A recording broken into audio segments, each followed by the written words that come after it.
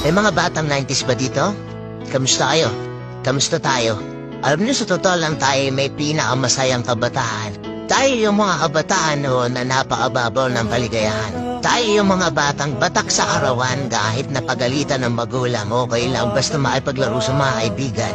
Di natin alam kung ano yung teknolohiya. Di natin alam kung ano yung cellphone. Di natin kilala si Coco Melon. Kontenta na tayo sa mga laruan natin at sa kung ano yung meron. Tayo yung mga batang halos makompleto natin lahat ng laruan sa Jollibee at McDo. Bumibili tayo ng tig-pipisong laruan baka sakaling may laruan dun sa loob. Naalala nyo? Noong mga panahon, naghahanap pa tayo ng gagamba kung saan-saan. Naghahanap tayo ng mga sahan ng puno para maipaglaro ng baril-barilan. Kukuha tayo ng gulong sa tabi-tabi tapos pagugulumin lang natin kung saan-saan.